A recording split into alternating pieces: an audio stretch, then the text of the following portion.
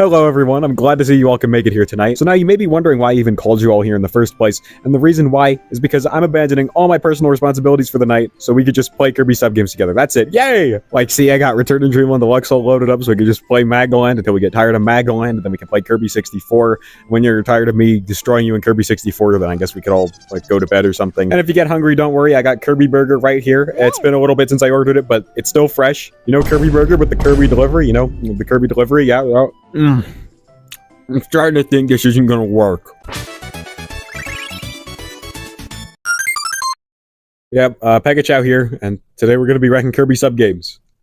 That's pretty much it. Okay, well, I guess I probably should establish what a sub-game is in the first place before we get into this. Well, I guess the question is more, what counts as a sub-game for this list? Because I do realize that that's a pretty catch-all term for most Kirby side modes. When you hear Kirby sub-game, you probably think of stuff like Quick Draw, Checkerboard Chase, Kirby Fighters, all that stuff, and all of that we'll be taking a look at. All those minigame type things are on this list, including the ones from spin-offs, like that air hockey from Block Ball. You remember the air hockey from Block Ball, right? That stuff was awesome. They should make a Kirby air hockey game. I'd pay decent money for it. It actually sounds like a lot of fun. I think I should slip that idea to my uncle who works at HAL Laboratory, so maybe he can get the idea in the office or... Dude, I don't know how this stuff works, but if a Kirby air hockey game happens, you know who to thank. So what exactly doesn't qualify as a sub-game? Well, if you're thinking something like an extra mode or an arena will appear on the list, it's not, because those feel more like proper side modes than little mini-games. So basically we're looking at mostly the little mini-game stuff here. Basically, if the mode has more proper Kirby gameplay, odds are it's not going to be on the list, but I am willing to make a few exceptions if I think they're gimmicky enough, I guess. Stuff like the bonus chance from Dreamland 2 or the challenge mode from Rainbow Curse, I think those are minigame-like enough to warrant a spot on this list, but that's about as far as I can stretch it. And just for a little bit of clarification, no, the nostalgic sub-games from Superstar Ultra won't be anywhere on the list. They simply don't change enough from the Superstar originals to really warrant having their own separate spots. And about Return to Dreamland Deluxe and its returning sub-games, all 8 of them and their original versions are going to be on the list separate from each other. For the most part, this list is based on gameplay and presentation, so when the presentation changes itself up so much, I think it's worth separating it from the original to see which one did it better. And besides, if I just picked and choose the most changed ones, it honestly wouldn't feel right, so here we are. So yeah, that's pretty much it. That leaves us with 70 total sub-games I'll be looking at here today, and without further ado, number 70! Coming from Kirby Tilt and Tumble and being literally forgotten by everyone, we have the most unplayable of unplayable garbage. A torture method shoved onto a Game Boy Color. The cream of the slop himself, it's Kirby's Roll-O-Rama! Alright, so take a look at this screenshot of Kirby's Roll-O-Rama and tell me what you think you have to do. Roll the Kirbys in the holes, right? Yeah? Yeah, these are holes, yeah, right? You guessed wrong. Those are actually just little spots on the floor that are like exactly the size of the little motion-controlled Kirbys. You have to get occupying both spots at the same time to advance to the next round. Yeah, these aren't holes. They don't hold them. There's like light magnetism or something, I think, but it's really not enough to hold them. You're on a time limit too, so you gotta be quick about this stuff. If you go too quickly, it just gets yanked off and they start flying all over the place, and it's... what am I supposed to do with this? And apparently Gordos show up later too, but I could never make it past the 3rd round because, honestly, it's not worth it. This is so frustrating and obnoxious. I just can't. And the Gordos probably make it worse. Just, if you haven't played Kirby's Roll-O-Rama, don't. Okay, let's just pretend this never happened. This doesn't exist. Up next at number 69, we got another Kirby Tilt and Tumble classic. By classic, I mean you probably haven't played it. It's Kirby's Burst-A-Balloon. This one forces you to awkwardly aim at all these tiny little balloons using the Game Boy Color's motion controls. And look, Kirby Tilt and Tumble, it's a technical marvel, and I think it's a pretty fun game as well, but the Game Boy Color was not made for motion controls, and this one really proves it because it's super easy to just mess up your calibration. It's kind of a problem with Tilt and Tumble as a whole. It's so easy to mess up your calibration, and you're forced to this weird position where it's either you just reset the game and recalibrate, or you're stuck playing around awkwardly. And if you look at this footage, you can see I got my calibration the slightest bit off, and now I am aiming incredibly slowly and awkwardly and methodically, and it just isn't working at all with how this game is supposed to be played. When it works, it's kind of fun, but when it doesn't, it's almost on Roll-O-Rama levels of unplayable, and that's not good.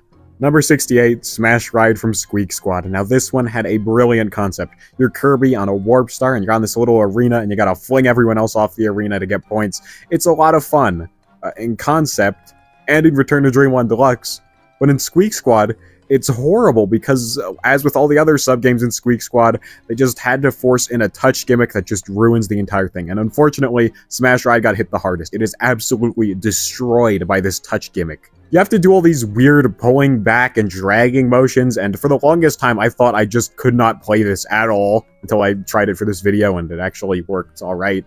But then I tried it on the hardest difficulty and everyone completely trashed me because they don't have to put up with this weird touch garbage. So in a way, yeah, it is kind of unplayable. There is absolutely no reason to play this, especially with Return to Dreamland Deluxe. The original version of Smash Ride, it's garbage. It's more like Trash Ride, if you ask me. Ayo! Number 67 might be a bit controversial because it's the Krakow Land sub-game from Kirby's Pinball Land. I think it's about time I reminded you this is a Kirby Iceberg Guy production. I like deep cuts because I cut deep. All you really do here is just fling Kirby off the pinball flippers into the food, and it flies up, and this other Kirby comes and runs over and eats it and stuff, and if you get a bomb, it, like, incapacitates him for a little bit, because, oh, my digestive system's blowing up because I just ate an explosive like a moron. All this one really is just a big point fest, and that is ultimately its biggest problem.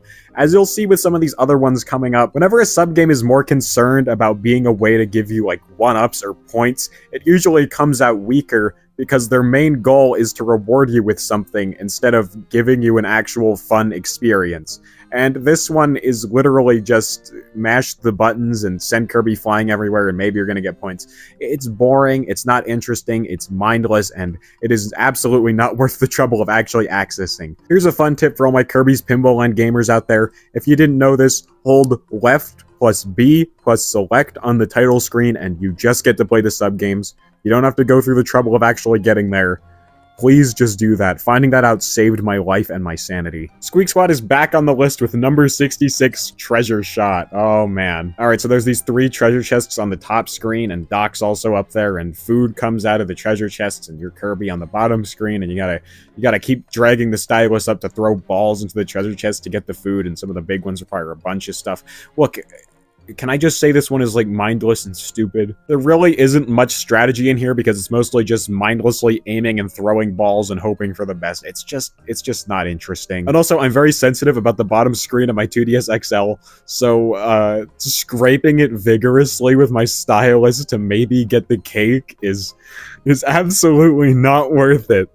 We're only at number 65, and the first game is already out. Rounding out the Squeak Squad, it's...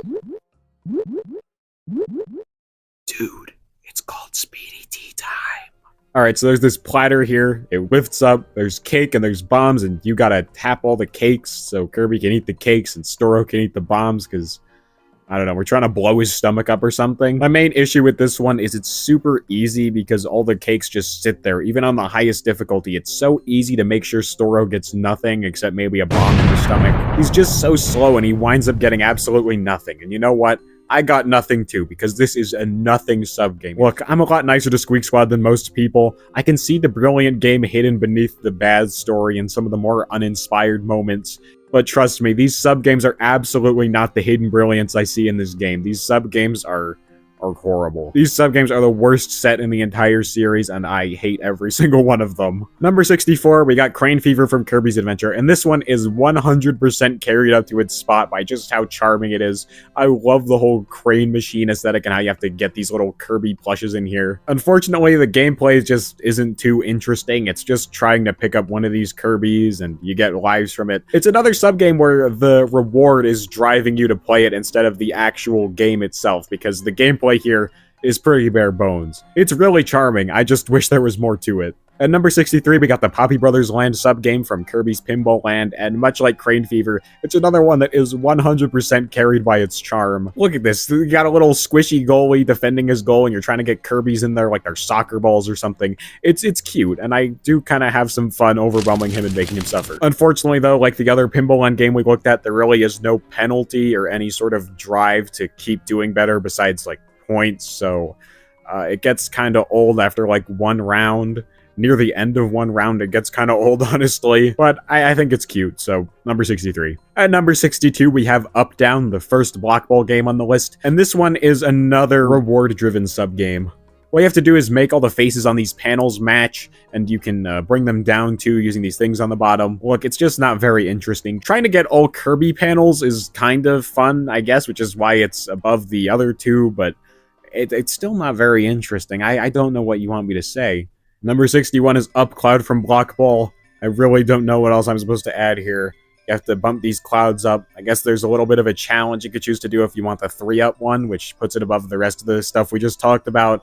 And it's kind of fun using this strategy where you can just keep bouncing on one cloud, but yeah, that's it. Number 60 is Kirby's Hurdle Race from Kirby Tilt and Tumble, and now this one I actually think is pretty fun. It doesn't hinge as heavily on the motion controls as the other two Tilt and Tumble games we looked at, but that's honestly for the better. All you gotta do is just mash A, and when you see a hurdle, you just gotta flip the Game Boy up. It's one that's really easy, and it gets kinda old by like the third time you do it, which is kinda bad because you have to do these things in sets of 3, but for what it is, it's cute and fun. Number 59 is Speed Eaters from Amazing Mirror, and this is one that I kind of feel is just fundamentally flawed. It's like a version of those quick draw styled press the button at the right time sub-games, but at the same time it actively discourages pressing the button at that time because of the bombs they sneak into the little platter with all the cakes and stuff. I really like the theming and idea behind this one, and I think there is some enjoyment you can get from this gameplay, but the bombs are just too big of a flaw that kind of feels like it's trying to balance it, but ultimately just kind of ruins the whole thing because then you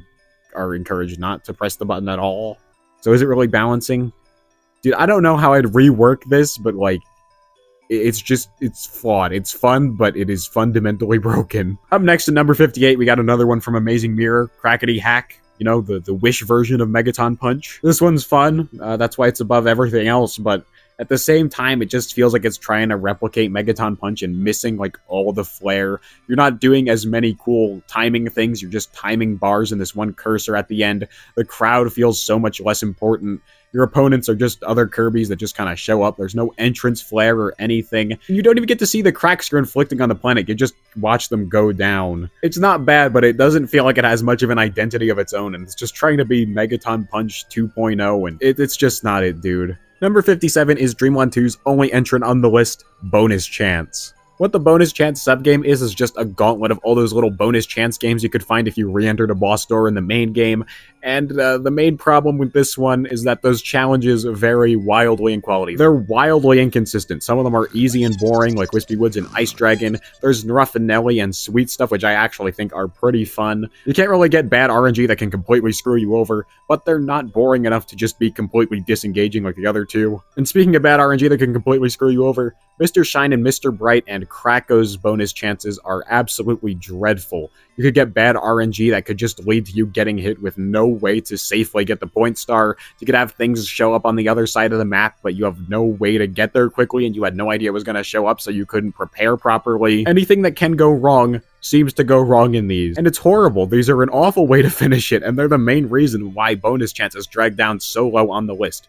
There are some fun parts to bonus chance, but these two are just really, really bad and frustrating, and they just drag the overall package down so much. Number 56 is Star Slam Heroes, which is basically Star Ally's answer to Crackety Hack, as in, let's make Megaton Punch again, but make it not as good. Now, don't get me wrong, the presentation here is amazing. You're literally just a Kirby with a bat, and you're going to swing this meteor back into space and save the planet. It's super cool. I love that concept. I'd say it's even better than Megaton Punch, but unfortunately, the gameplay just isn't up to par because it's just like Crackety Hack. There's just bars and one final thing where you need to line up a reticle. So yeah, amazing concept, but unfortunately, I think there isn't enough gameplay variety to really make it that interesting. Number 55 is Crackety Hack from Return to Dreamland Deluxe, and the only reason it's above the last two Megaton Punch ripoffs we looked at is because the noises when you land at the top of the bars are very satisfying. It makes it so much more fun to play. And also this. Just look at the little guys, they're adorable. Oh, just look at him. Listen to his little voice. Number 54 is Samurai Kirby 100, and for a little while, we're just going to be looking at a bunch of these quick draw, tap the button at the right time styled sub-games. So the question is, what exactly puts Samurai Kirby 100 as the weakest of this little group here? Well, it's because you can only play it like once a day properly. That, and there's also some other things that are missing from the other quick draw-like games. There's no silly character costumes besides Kirby's. There isn't any sort of real multiplayer. The animations do go insanely hard, though. Look at it. It's just incredible. At number 53, we got the great granddaddy of all quick draw styled sub games, Quick Draw from Kirby's Adventure. And this one has a completely different look from the rest of them, instead opting for a Western theme where everyone's got cowboy hats and crazy guns. While I'm personally a bigger fan of the Samurai Kirby look and aesthetic every single sub game like this has after Samurai Kirby, I'm not gonna lie, the Western theming is pretty cool. It's silly, I love it. The only reason I put it below the other ones, besides my preference for the Samurai Kirby aesthetic, is I feel like the difficulty curve in this one is a little too steep. Like, the first 2 rounds are incredibly easy, and then Bonkers is just absolutely vicious for no reason. It doesn't matter the difficulty, this guy is just a noticeable increase from everything before, and it is just not a smooth curve at all. Still a cool game, though. Next up is number 52 with Return to Dreamland Deluxe's Samurai Kirby. All the characters have their nice samurai outfits. It's got 4-player multiplayer, something that wasn't in the original, although admittedly, everyone would rather be playing something else instead of Samurai Kirby because it's just so damn simple, so not much of a difference. Magolor even shows up, which means you get to do samurai dueling with Magolor. Stupid egg. And all the silly little victory animations are here. The only reason why it's below the original is because with Samurai Kirby, it's more about the actual look here, and personally, I prefer the sprite work of the original Superstar version compared to the models here. It still looks great, it just loses some of the style the original had. Number 51 is Quick Draw from Nightmare in Dreamland, and while it's a shame this one abandons the Western look the original Kirby's Adventure version had, because I think it would have been really cool to see that updated, the samurai look here is probably the best it's ever been, just judging by the character sprites. They have this really cool art style going for them, and I love it. Unfortunately, this comes at the cost of all the silly victory animations, which does kind of make it lose some of the soul and charm of the original Samurai Kirby that it's clearly trying to copy instead of Quick Draw, but it's just so pretty. Look at it. It's unfaithful and loses some of the charm, but damn, it's pretty. And finally, we can close this little batch off with number 50, the original Samurai Kirby from Kirby Superstar. I've basically explained why I think this one is better than all the other ones throughout this entire little thing while critiquing the other ones and giving them praise, so I think you can probably figure out why this one's my favorite. Love the sprites, love the style, love the silly victory animations, pretty good stuff. Number 49, we're coming back to Tilt and Tumble with Do the Kirby. This one is just Simon Says with a dancing Kirby, and also because it's Tilt and Tumble, you have to use the Game Boy to click on the different arrows. It actually isn't that bad, you could take as much time as you want, so it's not like overly frustrating like Burst a Balloon. Honestly, Do the Kirby's biggest flaw is that it takes forever to get going or pose any sort of challenge, and there's all these animations and stuff you have to sit through, so it takes longer than a normal game of Simon. But it's charming, and I think it's still a fun little memory game, especially once things really pick up. Number 48 is Chop Champs, and this one is actually kind of surprising because the style here doesn't really resonate with me too much, and I think Chop Champs is super mashy because you constantly have to mash the A button just to knock all the pieces of the tree away, but at the same time, I really like this one for some reason. I think it's because it just feels so satisfying weaving between all the stuff on the tree. Getting a perfect run is painful for your finger, but it does feel incredibly good reaching the bottom and not being a poor homeless Kirby. Alright, we're finally here. Number 47 is Megaton Punch from Superstar. What exactly makes this one so appealing compared to all its copycats that came afterwards? Obviously, the first thing that's going to catch your attention is the huge crowd in the back. I love the big crowds in Superstar. They fill me with so much life. They got all the Kirby enemies and all the Mario characters. It's so good. You also have a few opponents in here like Bandana Waddle Dee, Knuckle Joe, and Iron Man. They get all these cute little animations, and it makes it feel like an actual competition. You have an opponent, they have their little introduction, you compete, they cry when they lose or something. Now, the gameplay of Megaton Punch isn't particularly strong because it is just doing 3 little quick time event things, but compared to the other ones, which is like mostly just bars and 1 reticle, in Megaton Punch, you get 1 bar, you get this cool little pendulum they just stopped doing for some reason, and then you get a reticle, and it all feels just really satisfying, and it feels good just watching the fruits of your labor come to fruition as you just leave this giant crack in Popstar from the distance. Megaton Punch is admittedly a little style over substance, but the style is just so good. Number 46 is Snack Tracks from Superstar Ultra. This one's pretty straightforward. You just have to monitor your Kirby's lane here and make sure he's eating food and not things like rocks or capillars. Speaking of the capillars, I love how it plays on Kirby's irrational fear of caterpillars there. It's so good. The most interesting thing here has to be the bombs that bounce between all the lanes and eventually blow up on someone's. I think that's kind of cool. It's definitely the most interesting thing Snack Tracks has going for it. But otherwise, I just don't really have much to say. Oh yeah, the factory inspection remix is cool, but now I don't have anything else to say. It's pretty fun, but there's definitely better. Number 45 is the sub-game I probably did the biggest switch up on. It's Tilt and Roll Kirby from Forgotten Land. And don't worry, this is a positive switch up because I used to hate Tilt and Roll's guts. I remember on my first playthrough, I sat here for like an hour before fighting DDD. I was pissing away all my coins and I barely made anything back by the end of it, all because of that one cursed last round, that one horrific final board, which I do kind of still hate, actually. And I guess that kind of leads me to talking about Tilt and Roll Kirby's biggest issue, which is the motion controls. They're not perfect. A lot of deaths sometimes don't feel like your fault, and it feels like you're just robbed. The amount of times I felt robbed on that final narrow portion of the last board, oh, you don't even want to know. But everything leading up to that one final stupid narrow pathway is fun in the same way that Kirby Tilt and Tumble is fun. It's not perfect and it's a little frustrating, but there's something that feels kind of nice about the motion controls. It feels good when you pull something off, and I'm not gonna lie, Tilt and Roll Kirby is very inspired. I'm sure we've all seen those stupid little tilting games that are like frustrating as hell. That's what this feels like. This dude is literally a con artist using these games to rob you. That is genius. I must admit, it complements the brutal gameplay perfectly. So yeah, it's kind of in the middle of the list because I have a love-hate relationship with it. There are some good things about Tilt and Roll, but that final narrow pathway, nah, it ain't one of them. Worst thing ever. Hate it. Number 44 marks Mass Attack's debut on the list with Field Frenzy, which is just whack-a-mole on the bottom screen of a DS. That's really all there is to say. There's not much to it that really makes it much better than regular whack-a-mole, besides that final part where you just spam tap Moley or the giant robot mole, depending on whichever one decides to come out that day. Mass Attack is known for having some of the most acclaimed and revered sub-games in Kirby history. People love this game's side content, and I'm no exception. But when it's not some of the most incredible Kirby side content ever, it's just kind of alright, like good stuff, but not super incredible, and that's Field Frenzy. Number 43 is Cart Run from Canvas Curse. This one has Kirby and DDD race in these carts. DDD gets it super easy, while Kirby has to go through this entire little obstacle course eating food to speed up, and you use this little thing in front of the line you're moving up and down in order to clear the path of enemies and blocks. Cart Run's not one I have too much to say about, besides the fact that it's kind of frustrating sometimes. It sucks when you just lose speed and it just kind of becomes a slog for a little bit until you can manage to get enough food in Kirby's mouth. That, and it's also just incredibly messy. For some reason, it always just feels so overwhelming when I play it. Like, there's just so much going on and so much to pay attention to. It just makes me not want to play it. But still, I can't deny Cart Run is a good sub-game, although personally, I wouldn't consider it great. At number 42, we have the original Team Kirby Clash from Planet Robobot, back when it was pure and required no money to complete.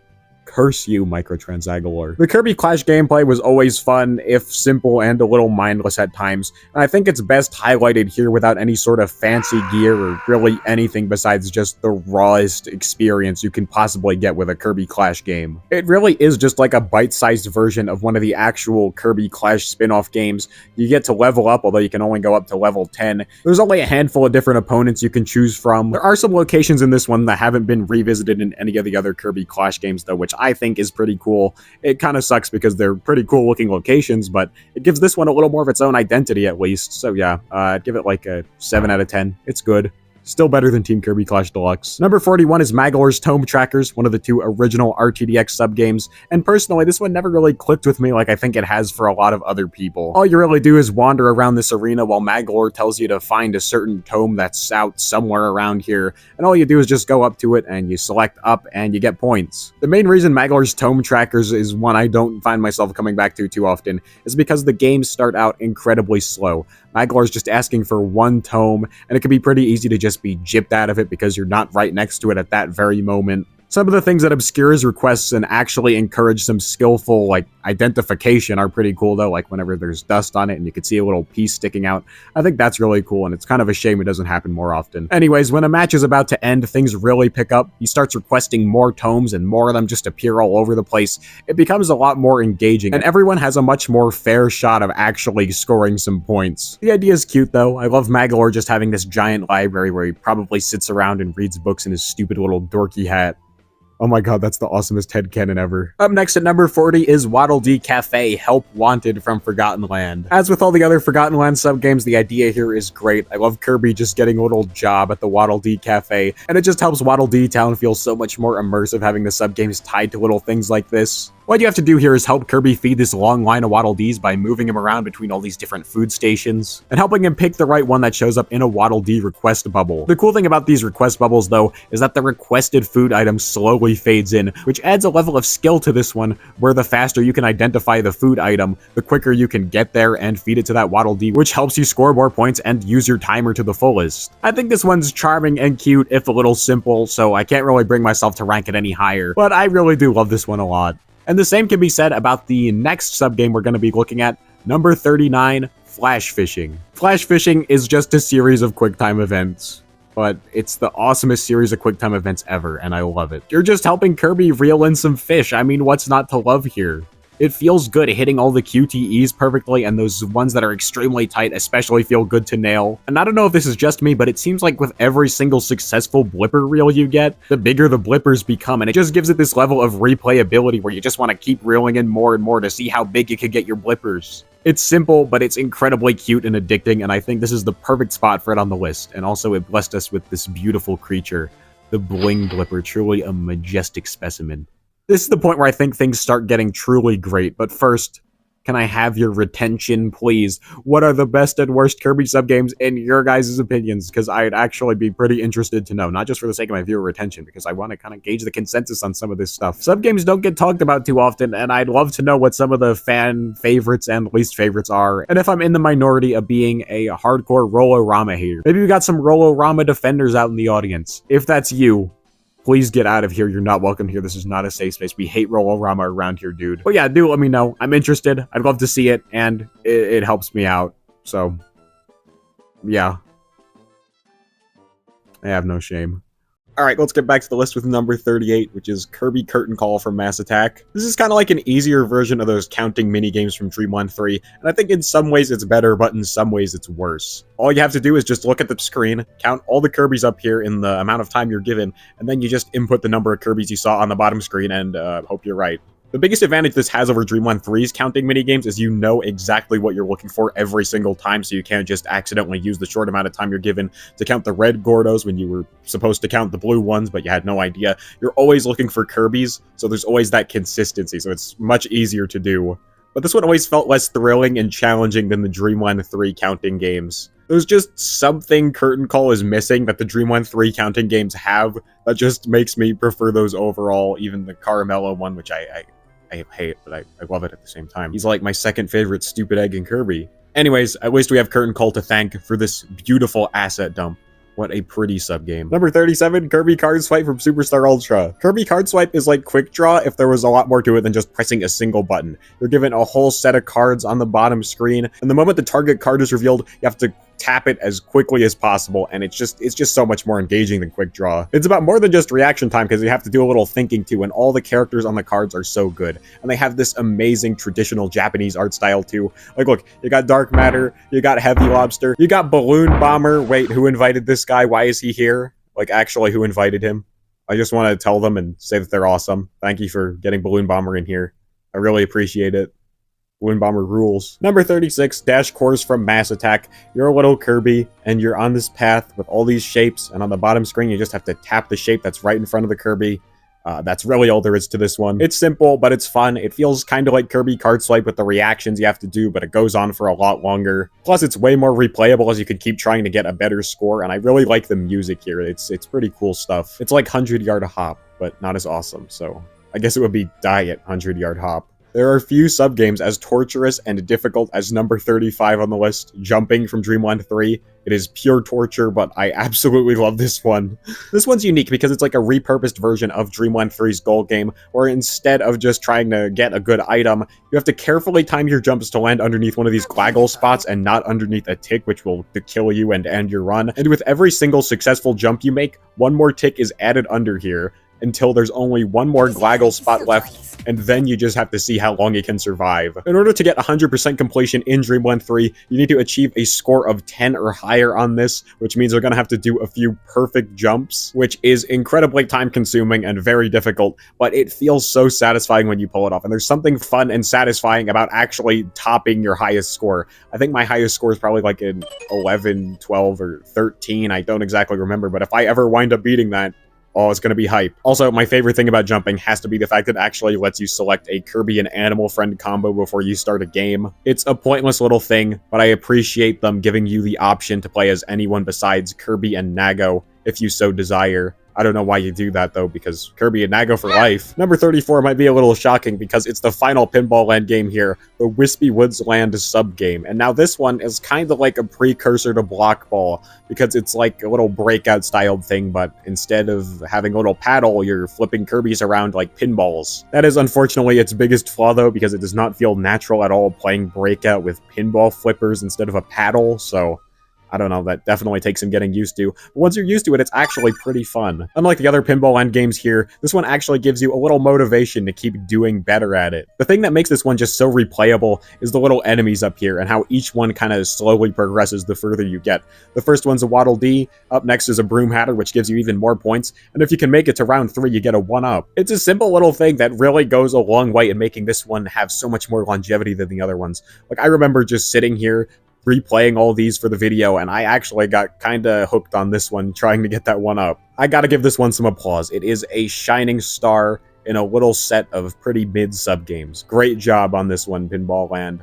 Not for anything else, though. We're going back to Block Ball with number 33, Star Catcher, and this one actually provides a really fun twist on the usual Block Ball gameplay that I really like. By having this giant Kirby in the middle spit stars, and you have to move all the paddles all around the room to pick up the stars. It gives you a lot to pay attention to because there's all the stars the Kirby keeps spitting out, plus there's also bombs you need to watch out for and make sure your flippers aren't in the way. There's not really too much else to say here. It's just a really fun remix of the usual Block Ball gameplay, and it's incredibly engaging too. Number 32 is another one I don't really have too much to say about. It's Block Attack from Canvas Curse, not to be confused with Kirby Brick War.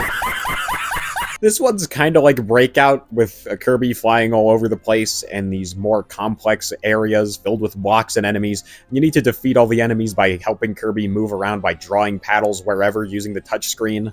And I think maybe the general feeling I have on Block Attack has kind of soured a tiny bit thanks to the frustration that comes with getting the AAA rank here. It's kind of hard to put into words, but I still think Block Attack's pretty fun. It's a great sub-game. It's kind of like Kart Run. It's just not exactly one I go back to too much. Number 31 is Super NES MG5 from Kirby's Dream Land 3. Now, this one's kind of like Bonus Chance in that it's just a compilation of Dream Land 3's other little mini-games all shoved into this one bigger sub-game. And on the whole, I really like Dream Land 3's mini-games. I know that's a little bit of a controversial take, but what can I say? I love Dream Land 3. It's brilliant. I'm a Dream Land 3 apologist. The Pitcher Man and Allele mini-games are easy without being completely boring. You have to pay attention a little bit. They're not super interesting, but, you know, they're engaging enough. And then there's Caramello with his Gordo counting game, which is probably the only one of these I'm a little mixed on. The idea is definitely fun, and it's fun when it works, but the way the Gordos have their faces like pop in and stuff is just, it just feels kind of clunky, and it makes it a lot easier to mess up on this one than any other one here. But things pick up with Tamasan's Gordo counting game with the different colors and stuff. It's a lot easier to identify the different Gordo colors. And then there's the Kawasaki Gordo sound minigame, which I think is flawed, but once again, it's still super fun if you ask me. All of Dream Land 3's minigames, I think, are fun enough, and they're all just super charming, and I love them. And something I really like about MG5 here is it changes the backgrounds on all of these. I said this in my big Dream Land 3 video you might want to go check out if you haven't. But the background they use for Pitcher Man in MG5 is beautiful. Look at this. It is incredible. It is a genuine shame we did not get any level that looks like this in Dream Land 3.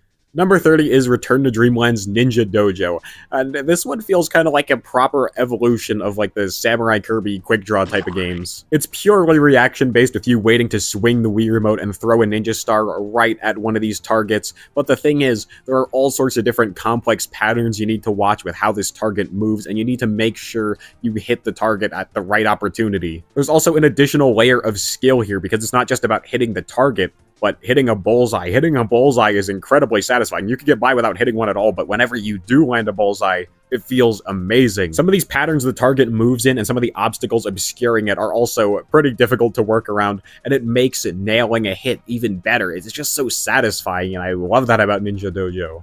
I also really like the ambience this one has. The music's not anything incredible, but it really does add to the atmosphere. And speaking of the atmosphere in level 3, where with every single target you hit, the rain gets more intense and it just gets darker out, it's perfect. It's like a more atmospheric version of that annoying friend on your shoulder who's always like, don't mess up, don't mess up, don't mess up.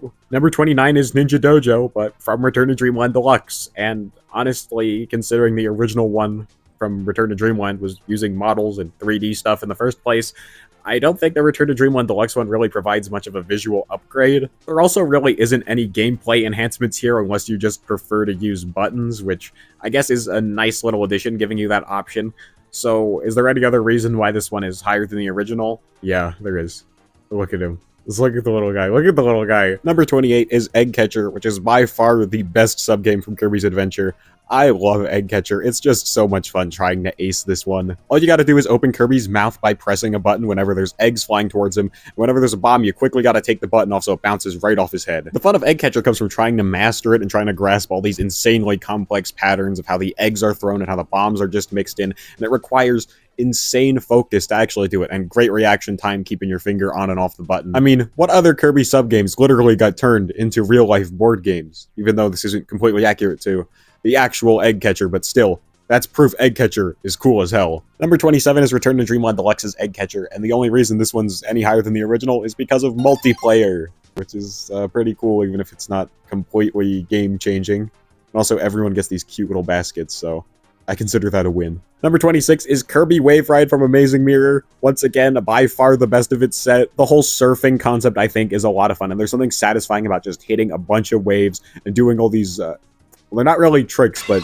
it gets pretty crazy if you're doing it perfect. The biggest flaw here is the CPUs are incredibly stupid, even on the highest difficulty, so there's never, like, any competition here. You're just gonna clear them every single time if you're half decent. But still, the satisfaction of the actual gameplay carries this one so hard. It's super good. Number 25 is Kirby Air Grind from Nightmare in Dreamland, and this one's kind of like Wave Ride if it was a little more tricky. You're racing against 3 other Kirbys, and what you gotta do is you gotta let Kirby just grind on this rail whenever it's multicolored, but whenever it turns black, then you have to pull off, and the closer you get to the black part without actually touching it, the greater of a little speed boost you'll get off that. There's really not much to say here. The gameplay is challenging, it's satisfying, it's a lot of fun, and the CPUs can actually pose a little bit of a threat on higher difficulties, so it's pretty cool. Number 24 is Kirby Fighters from Triple Deluxe, and for a tiny little fighting side mode in a bigger Kirby game, I think this one really gets it down well. It has a nice selection of different copy abilities and stages to choose from. You got the usual classic mode, you could do a single match, you could do multiplayer,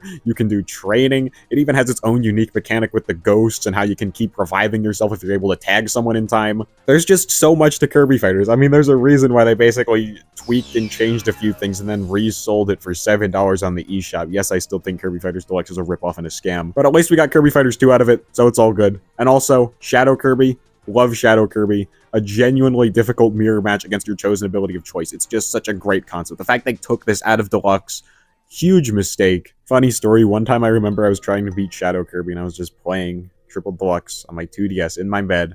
I just got so frustrated.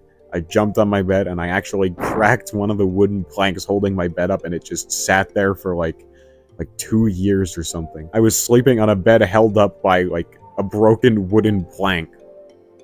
Dude. So thank you Shadow Kirby, and thank you Kirby Fighters. You're awesome. Number 23 is Air Hockey from Block Ball. Now, I don't know if I can speak for everyone on this, but if you played Block Ball when you were a kid like me, this air hockey game was the shit. I mean, who doesn't love air hockey? Who doesn't love Kirby? Who wouldn't love Kirby air hockey, especially someone who had already succumbed to the Kirby brain rot like myself when I was like 5 or 6. Something really cool about this air hockey as well is that it kind of feels like actual block ball gameplay where you got a ball bouncing between these 2 paddles. It's definitely not traditional air hockey, but the air hockey DNA is there, and it's just mixed with block ball so seamlessly, and it's so much fun. I won't deny it, it definitely does feel a little clunky and weird going back to it now, but still, block ball air hockey, amazing. I love it so much. Number 22 is Bomb Rally from Nightmare in Dreamland, and let me tell you, there are a few things in this world as fun as getting your friends, getting some frying pans, and finding a bomb to just pass between you all as you hit it around with the frying pans and seeing whoever blows up first. That absurd concept is already a promising one. It makes for a classic sub-game, but thankfully Bomb Rally is incredibly fun as well. I love the feeling of just smacking the bomb around. I love how you have the option to send a bomb back to the guy who sent it to you, so you could try to get them back for trying to blow you up, you know? Classic revenge plot. I love the risk-reward mechanic where the closer the bomb is to you, the stronger you can knock it to your opponent, which makes it a lot easier for them to just blow up if they can't react to it in time. It's just so much fun. And look, that's Bubbles. We love Bubbles. That's awesome. Number 21 is Bomb Rally from Return to Dreamland Deluxe, and honestly, it doesn't change up too much from the original, but there are a few improvements that make this the better version. I do feel the lack of Game Boy Advance screen crunch makes things a little easier to react to, on top of the sound design just being way more satisfying, so it feels even better when you hit those perfect shots. Plus, they also gave us the first ever 3D model of Bubbles. This is super awesome. Coming in at number 20 is Gourmet Race from Superstar, and what is there to say about Gourmet Race that hasn't already been said? All three of the different courses are a lot of fun. I appreciate the time trials. It's a lot of fun just trying to get as much food as you can because beating DDD is really not that difficult. He is a complete pushover here. But also for a smaller little detail I really like, in the last stage, Onion Garden, I really appreciate how they give you all sorts of different abilities to choose from that actually all complement this layout really well. I think it's mostly on Onion Garden why Gourmet Race is so high up here, because it's just so much fun, and doing time trials of it with different copy abilities and seeing which one works the best for you.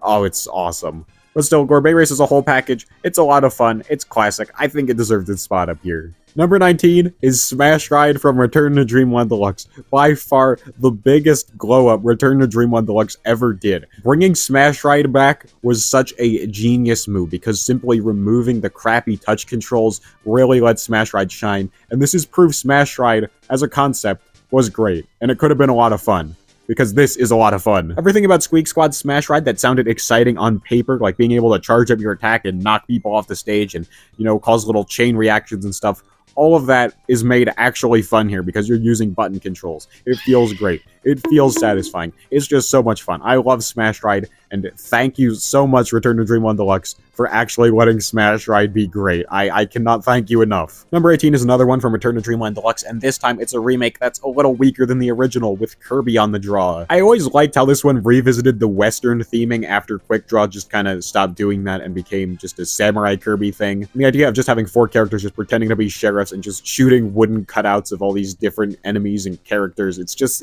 a fun idea, and I love all the little outfits they have on. Return to Dreamland Deluxe's cursor controls feel nice, and I really like the reloading as a mechanic, so you can't just keep rapid firing. It's a nice little balancing measure shoved in there that isn't super annoying. Also, the Return to Dreamland Deluxe version gave us this Cowboy Maglor who you can shoot, so for all my Maglor shooters out there, you win today. Obviously, number 17 is Kirby on the Draw from Superstar Ultra, and this one is missing a lot of the extra flair and pizzazz the Return to Dreamland Deluxe one added on. But ultimately, I think it's worth it because the touch controls just feel better than the cursor. It makes the whole sub-game just feel more reaction-based, because instead of needing to, like, move over somewhere, you could just quickly tap the stylus somewhere. The cursor's great, but this one was made with a stylus in mind. Now we're really moving on to the best of the best here with number 16, Strato Patrol EOS from Kirby Mass Attack. What does that name mean? I have absolutely no idea. This one's like a side-scrolling shooter where you can control up to 10 Kirbys in a line. They'll constantly rapid fire, and all you need to do is just maneuver them around using the stylus to make sure they avoid enemies and are aiming at targets. This one is 100% single-player focused. There is no multiplayer here whatsoever, so I think this one suffers a little bit from starting off pretty slow, but once things pick up, things really get good. There are a lot of interesting boss fights the further you get in here, and there are plenty of very interesting stage concepts like the Halberd one that has these boxes you need to maneuver and all these Gordos. It really does feel like a journey, and I love the final fight with Nightmare at the end. It's a lot of fun for what it is. And also the game over screen has the enemy salesman from the anime, which is just super cool. EOS is definitely not the most replayable Kirby sub-game out there, but it's always fun coming back to it every once in a while just to re-experience this incredibly fun journey. It's one of my favorites. Number 15 is DDD's Drum Dash from Triple Deluxe, and what can I say, putting a little rhythm platformer thing in Triple Deluxe brilliant idea. DDD's drum dash lets you take control of DDD as you bounce across these drums to the beat of the music, dodging all these obstacles and working around these hazards. There's also a little backbeat you can do if you press a button in between two drums at the perfect time, which makes the gameplay even more fun and satisfying and leaves even more to master. A little bit like the last one, I think DDD's drum dash starts off slow. Sometimes it's pretty difficult to get into some of the slower stages because I'm so used to just playing, you know, the more fast stages all the time. But once things pick up and there's more interesting hazards and the speed ramps up and, oh, it just becomes so much fun. I also appreciate that they snuck in a little extra fourth stage in there too. It's perfect, although it's simply not enough, man. Thank you, Drum Dash Deluxe, for providing me with my proper fill of Drum Dash gameplay. But still, for a little sub-game mode, this is good stuff. Number 14 is another DDD-focused sub-game with DDD Go Go Go from Extra Epic Yarn. Now, don't get me wrong, Extra Epic Yarn is a nearly worthless game. There is no reason for this game to exist, and it spits on the original Epic Yarn in a lot of ways. But these little sub-games, they're pretty cool. I like them a lot. Do they warrant the game's existence, though? Absolutely not.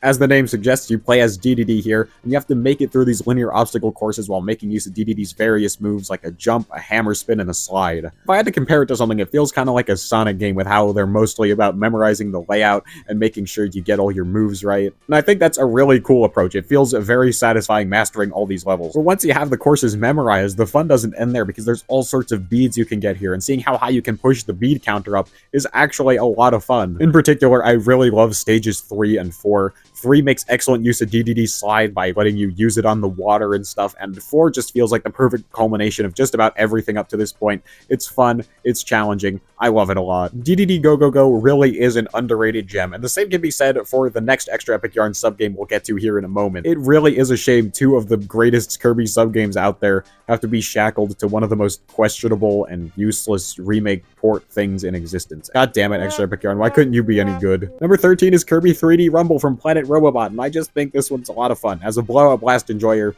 obviously I enjoy Kirby 3D Rumble, even if it doesn't have as much to offer as its proper spin-off successor. The main structure of 3D Rumble is that every single level is like a set of little mini arenas where enemies will spawn in, and you need to carefully inhale and exhale them in order to get the highest score possible by getting like huge combos and stuff. This gameplay loop is just super fun and satisfying, and the game really makes use of all the different mini arenas by having multiple different waves of enemies spawn in. You're never in one for too long, and there's always just so much variety. I love this. Kirby 3D Rumble at its time was just such a fun little dabble into 3D Kirby, and even now with Forgotten Land, there's still something about 3D Rumble and Blowout Blast that really draws me in. They're not like Forgotten Land at all with how they have no copy abilities and are more score-based than anything else, but still, that gives them some charm and some uniqueness, and I really like them. This is just such a fun gameplay style. Even in the age of proper 3D Kirby, I wouldn't mind getting another 3D Rumble-styled spin-off again in the future. Up next is the other Extra Epic Yarn sub-game here, Slash and Bead, which lets Meta Knight take the starring role for a little bit.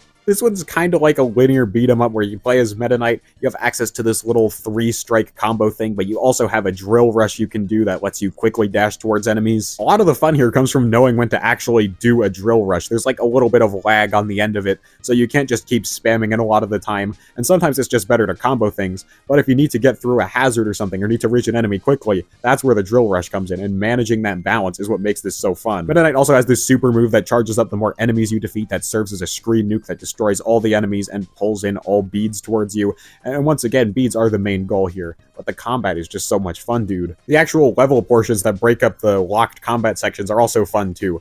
The scrolling is definitely a little slow, but they make use of a lot of different fun mechanics, like the fire you see in some of the Fire Temple levels in Hotland. There's those electrical current things from Tube Town, and in the final stage, which actually takes place on the Halberd, you get to fight against the Combo Cannon and Reactor, which is awesome. These sub-games are awesome, but do not let it fool you. This game is not worth the money. This game is not worth the money. Number 11 is Challenge Mode from Rainbow Curse, and I mean, how could you not love Challenge Mode? Challenge Mode just offers a ton of content. There are so many stages you can play that are all broken up into little challenge portions. There's the survival challenges, which provide some really nice difficulty in comparison with the normal 4-part challenges. And sure, there are a fair share of annoying layouts here that are just annoying for the sake of being annoying, but there are so many really creative and fun layouts here too. Rainbow Curse has all sorts of incredibly fun mechanics that honestly deserved a little more time in the spotlight. Rainbow Curse's main story is pretty short, so it's it's a shame some of these mechanics didn't really get to flourish in more than just a single level, but you get to see them put to creative little uses in here. Challenge mode's got nice difficulty and all sorts of creative ideas. It's like the second half of Rainbow Curse. There's so much to love here. I love it so much. Number 10 is Scope Shot from Return to Dreamland, and I mean, who doesn't love Scope Shot? Every single different level of Scope Shot feels like its own separate boss fight against a different robot enemy, with so many different parts to take out and all sorts of different moves you gotta watch out for. It feels so satisfying taking all these giant mechs apart piece by piece and seeing all the different creative moves they have inspired by the characters they're based on. The shooting using the Wii Remote actually feels really fun too. It makes great use of the Wii Remote's hardware and its main gimmick of motion controls, kind of more like using it as a proper remote and pointing at stuff, but still it's a ton of fun. Scope Shot is just a really, really good single-player sub-game, and I mean, if you want to get some people in there playing it with you, you can do that too. It definitely is a little more of a single-player focused experience if you ask me though, but either way, Scope Shot's incredible. Number 9, Kirby Brawl Ball from Mass Attack. Now, I'm not the biggest pinball guy out there. You could probably tell because I'm not like the biggest Kirby's Pinball Land fan ever, but as a tiny little pinball game, Brawl Ball does it excellently. You have this one main big hub here that makes creative use of so many different Kirby elements and characters, but the real highlight has to be the bosses. These are crazy, but they don't feel unfair like a lot of Pinball Land. Obviously, the highlights here include Heavy Lobster because, well, I mean, his Heavy Lobster. And of course, the final fight against Marks, which is just insane. You can get your hands on so many Kirby balls to use as ammunition, and he has so many powerful attacks that can almost wipe your entire set of Kirby balls. It's just nuts, but you can't help but enjoy it. Kirby Brawl Ball is an absolute gem. Love this one. Number 8 is 100-Yard Hop from Kirby 64. Yes, that's right. Kirby 64 finally makes its debut on the list in the top 10. You won't believe what my favorite Kirby game is. Anyways, 100-Yard Hop is easily one of the best reaction-based Kirby sub-games of all time, and the gameplay is pretty simple. You just need to jump through these 100 tiles while making use of 2 buttons. One button that lets you make one hop, and one button that lets you clear another tile and land on the second one in front of you. You always need to be paying attention to whatever hazards are in front of you, because while it's incredibly tempting to just keep clearing out 2 tiles, sometimes you'll need to do a single tiny hop in order to clear a, say, pool of water that's 2 tiles away from you at that moment. It also has a ton of other interesting hazards and creative ideas, like those little frogs that you sometimes need to wait for, or in the intense difficulty, there's these turtle shells that sometimes you actually need to make a single jump on whenever they're sticking out of the water in order to clear a gap. So what exactly makes this the weakest one Kirby 64 has to offer? Well, I just like the other 2 better. Plain and simple, but still, 100-Yard Hop is top tier. Number 7 might be a little controversial, because I know this one has its haters, but Paint Panic from Canvas Curse. Paint Panic. Paint Panic, Paint Panic. The gameplay of Paint Panic, where you do this little fast-paced connected dots thing while there's bombers chasing you, is just so much fun. And there's all sorts of references shoved into these pictures. Like, look, it's Balloon Bomber. I also like how the gameplay changes up near the end, where you need to, like, tap on these tiles while the bombers slowly approach you, and there's a little spike at the end of the path. It's just a nice little bit of variety in there. But the main thing that makes Paint Panic so good is on the highest difficulty, with 100 different rounds. This is an absolute gauntlet, and the thing that makes this one super good is that if you just manage to clear it, you'll always get a AAA rank. That's just enough points every single time. It's super difficult, but it's so much fun at the same time. Paint Panic is just a blast. Number 6 is Booming Blasters from Return to Dreamland Deluxe.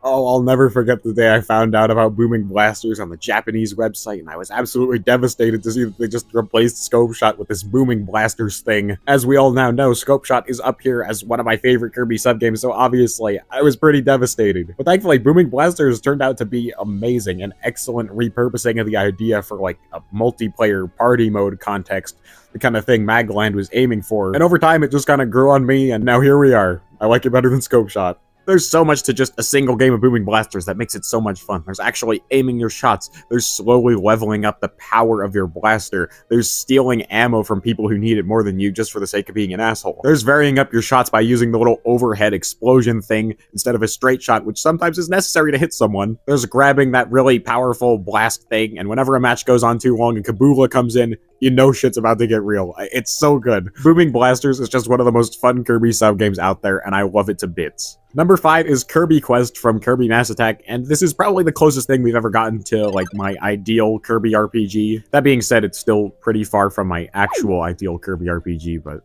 You know, this is pretty awesome. Kirby Quest's combat system is purely timing based. You have this little bar gauge thing that's constantly moving up and down, and you need to make sure you hit it into one of these ranges that lets you attack, preferably in the pink center where you can get your best attacks. Speaking of these attacks, there are so many cool animations and references all crammed into here, including some that are references to the anime, like Kabuki Kirby actually showing up and just unleashing devastation on the enemies. And speaking of the enemies, that's the thing that I think really makes Kirby Quest so good. Of course, the combat system is incredibly fun for what it is, but the enemy variety and stuff in Kirby Quest is just so good. There's all sorts of interesting enemies in here, including ones that are references to the anime, like Max Flexor and Chef Shiitake. The ones I just think are really cool to see, like Dark Matter, who's also the final boss, by the way. To Crap. Look, it's Crap. He's an enemy exclusive to Kirby Quest, and his name is Crap. Dude. There's even a hidden fight in Chapter 4 with Galaxia if you can make it to stage 39 without missing a single attack, which is not only a super cool secret, but it's incredibly rewarding because you actually get to use Galaxia after that fight against Dark Matter, and Galaxia just mops the floor with Dark Matter. This literally gave us the only appearance of Escargot in an actual Kirby game. Like, are you serious? This is amazing. I'm still not over this. This is still super cool. So yeah, I just love Kirby Quest. The gameplay is insanely fun. There's some cool secrets and all the little references and stuff. Oh, it just makes Kirby Quest just a perfect little sub-game. Number 4 is Checkerboard Chase from Kirby 64, and do I even need to explain this one? We all know Checkerboard Chase is a classic and one of the best Kirby sub-games out there. The gameplay of trying to be the last man standing on this little checkerboard arena by sending everyone else plummeting, making lines and stuff is just so much fun. There's all sorts of things you can do with these lines, whether it's actually attacking your opponents, getting up close near an edge, which is like an instant drop for them, which is also incredibly risky. There's also just making little areas where you could just kind of lock them in and make it easier to defeat them. And then the intensity is always constantly upping with how the arena keeps getting smaller and smaller until there's only 2 people left on like a really tiny arena, and it just becomes a perfect little grudge match. Checkerboard Chase is just perfection, and it has that Kirby 64 charm just oozing throughout all of it. It is a classic. It's a classic for a reason. I've got nothing but love for Checkerboard Chase. Number 3 is Checkerboard Chase from Return to Dreamland Deluxe. What exactly makes Checkerboard Chase from Return to Dreamland Deluxe better than the original one? Well, I think for starters, just about all the original charm of the original Checkerboard Chase is just kept intact here. It's the only one in Return to Dreamland Deluxe to have 4 difficulties. They're all appropriately named. The victory screen is kept intact. It's all there. It is preserving everything that made the original Checkerboard Chase so good. But you know what else it adds? High speed mode. All it is just Checkerboard Chase being played at a higher speed, and it's just a match made in heaven. Just look at the gameplay. This is Checkerboard Chase. Going back and playing the 64 version without high speed mode, or even just turning it off in Return to Dreamland Deluxe, it just feels so weird after being spoiled by this. High speed Checkerboard Chase is something I didn't know I needed, but I'm so glad I do. Number 2, Bumper Crop Bump from Kirby 64. Oh, I know this is going to be a little spicy putting this one above Checkerboard Chase, but I just can't help it. Bumper Crop Bump is so much fun. The thing that makes Bumper Crop Bump so much fun is every single time you play it, it just feels like 4 assholes desperately trying to compete to see who can get the most fruit. You are constantly stealing it from each other by switching places with each other. You're moving each other out of the way. You're bumping each other. You're pushing each other. You're shoving each other into bombs that literally wipe your entire basket and can completely screw you over for the rest of the round if it comes late enough. That is Bumper Crop Bump. Plus, there's all sorts of little things in Bumper Crop Bump I just love so much, like the intense mode that has this beautiful cloudy theming and these gems dropping from the sky instead of the fruit, and the music. The music in Bumper Crop Bump, it is the greatest song in any Kirby sub-game, bar none. This genuinely might be a top 10 Kirby songs ever. It is that good. So the only question is, what could be better? Well, that brings us to number 1. Drum roll, please. Kirby's Chicken Race from Kirby Tilt and Tumble, the greatest Kirby subgame to ever exist. We just looked at every single other Kirby subgame in existence, and if there's one thing I know all of you can tell me now, it's that none of these other ones featured Kirby in a little toy car racing against a chicken that's packing cake. Look at that chicken. The animations in here are top notch. Look at the chicken losing all of his feathers, and look at this Kirby. And look, you can even drive Kirby off the cliff. This is seriously probably the most unintentionally funny thing in the entire Kirby series. Like, bro, there's something so funny about this. I don't know why. But anyways, Kirby's Chicken Race, simply peak. Nothing comes close to the act of vigorously shaking your Game Boy to beat that stupid chicken. And that's why Kirby's Chicken Race is #1. Greatest Kirby sub-game ever. Will never be topped. And that is every single Kirby sub-game ranked. In case you're wondering how these would look on a tier list, here you go. Made the template myself. I'll link it in the description in case you want to use it or something. But this is what the tier list looks like.